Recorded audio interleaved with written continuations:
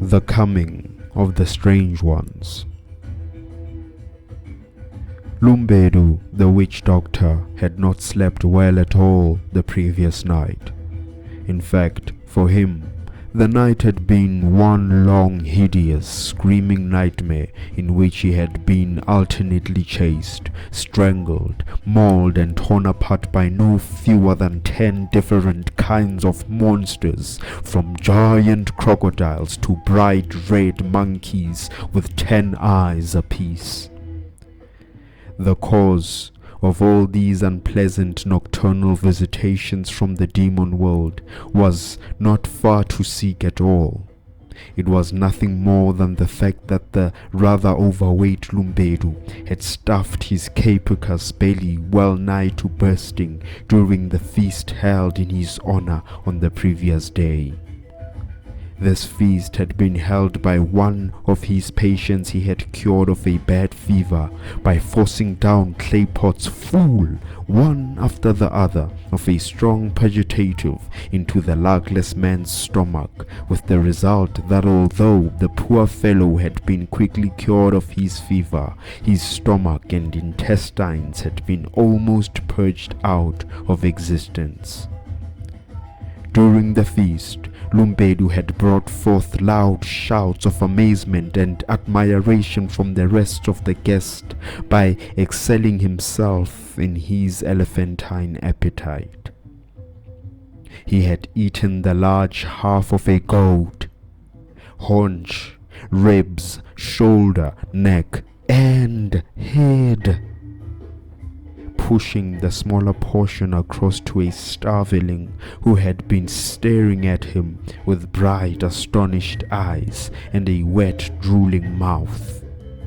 Then he had attacked a great bowl of boiled ox intestines and a pile of hot corn cakes flavored with kaffir beer, with the ferocity of an invading conqueror. He had concluded this most royal repast with an almighty draught of 2 full clay pots of bubbling corn beer. The midsummer sun was going down in the distant forests, were now veiled by a smoky mist-like haze, which made them look farther away than they really were. Wisps of smoke rose into the windless pale blue sky from great kraals and villages, while loud in the ears were the lowing of cows and the hollow bellowing of bulls as large herds of cattle were driven homewards from the forest-fringed pastures. The rays of the slowly departing god of light shone on the sweat-drenched face of the panting boy who was running through the forest as if Watamaraka, the queen of evil herself, was after his blood.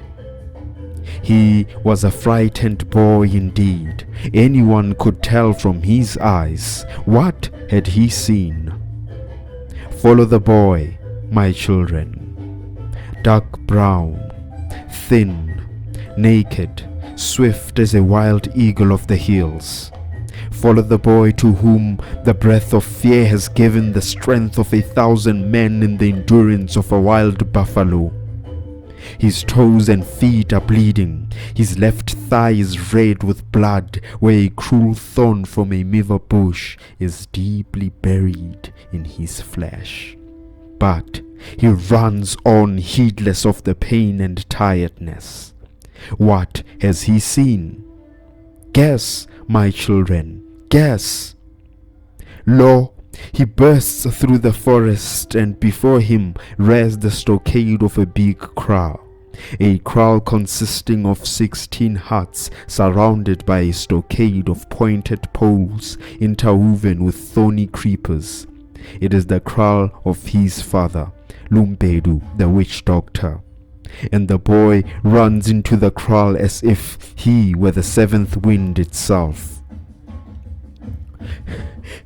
"Father, father," he cries shrilly. Ojoyo, his mother, sees him and comes waddling fatly to investigate the reason for her son's fright. "My son, what is the matter?" Her fat, greasy arms encircle the frightened boy, and he collapses. She carries him away like a baby to her heart, and there, after removing the thorn from his thigh and washing his many wounds, she makes him drink a bowl of sleep-causing luweka water, and he falls fast asleep. "I think he must have seen an animal in the forest," says Vonakwe, the third wife, to Ojoyo later. "My son is no coward," snaps Ojoyo. "I still insist that he must have been frightened by an evil spirit in the forest, oh Vonakwe. He saw one of the demons which afflicted his father only this morning. Dare you to try to contradict me?" "I do not wish to argue with you, Ojoyo," says the peace-loving Vonakwe. "It is best that we ask the child himself if he awakes." "If he awakes," Ojoyo explodes. "If he awakes, do you wish my son not to wake up then, Vonakwe? Do you want him to die?" No, no, cries Vonakwe, cringing from the advancing Ojoyo. "My tongue slipped. I meant to say, when he awakes, believe me." "You witch! You know very well that you meant what you said. I am going to..." But she gets no further as her attention is claimed by another of the wives of Lumbedu.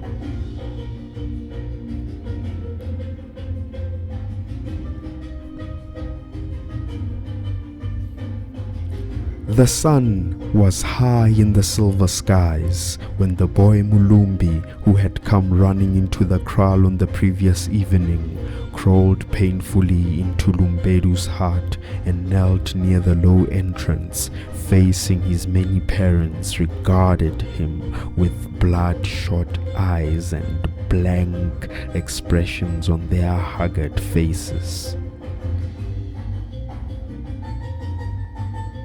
"Father," said Mulumbi at last, "I have something to tell you, and I only ask you, please, to believe me."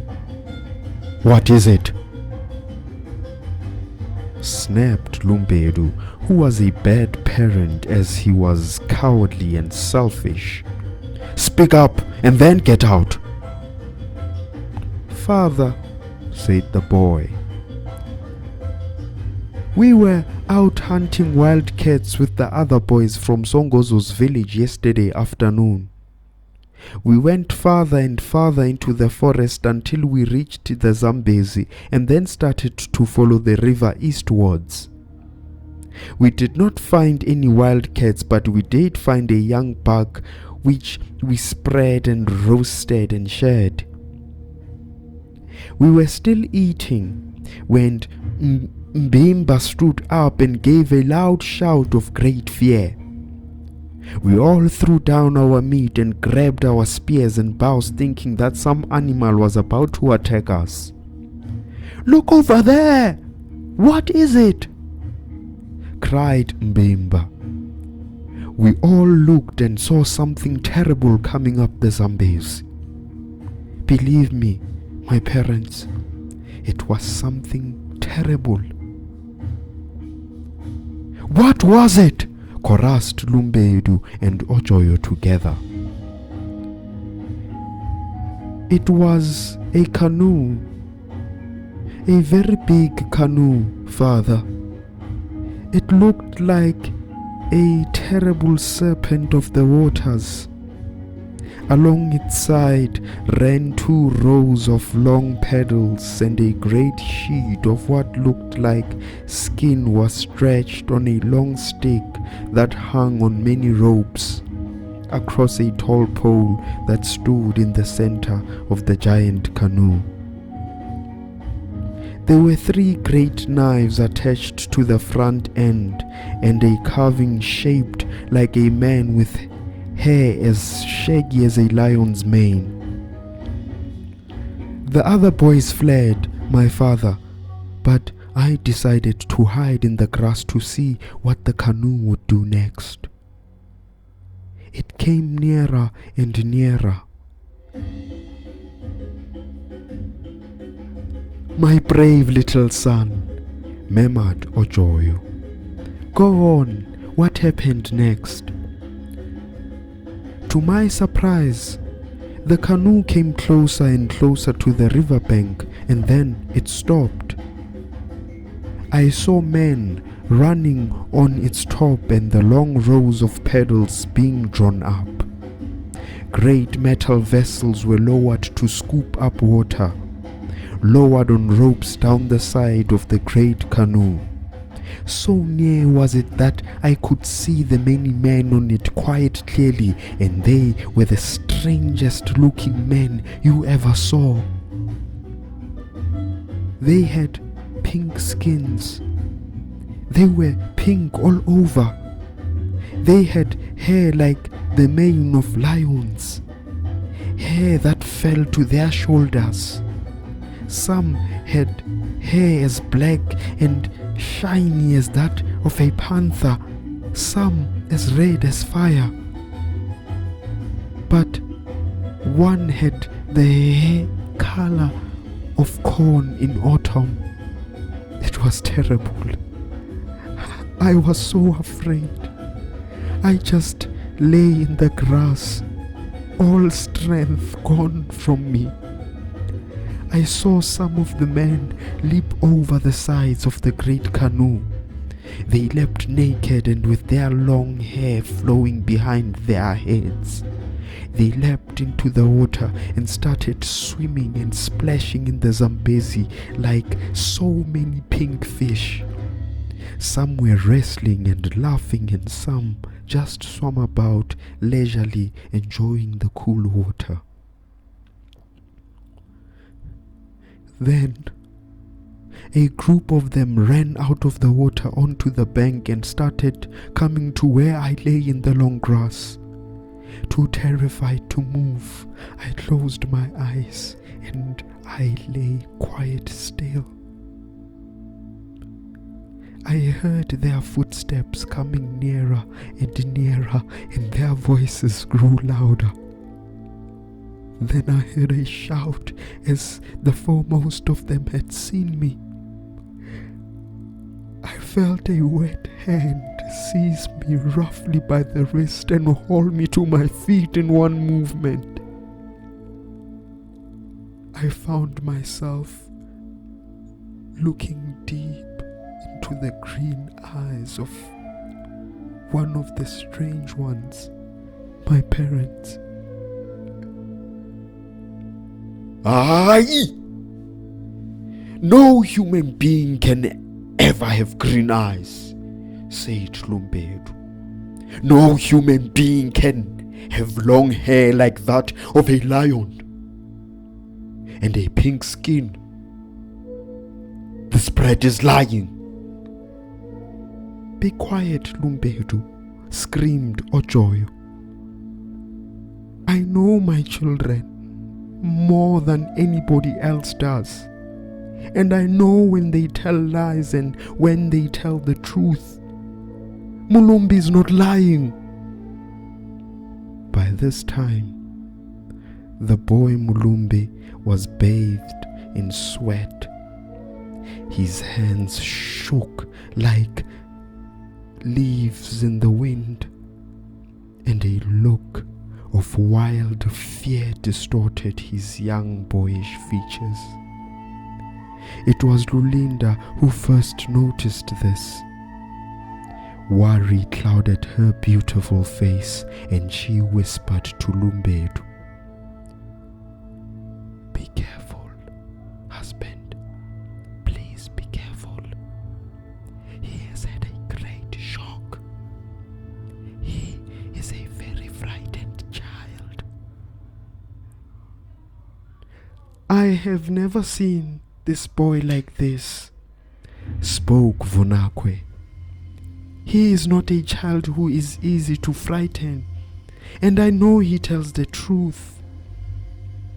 "Continue, son," Tell us the rest, and then you can go and lie down in your hut, said Daundi. You are not looking well.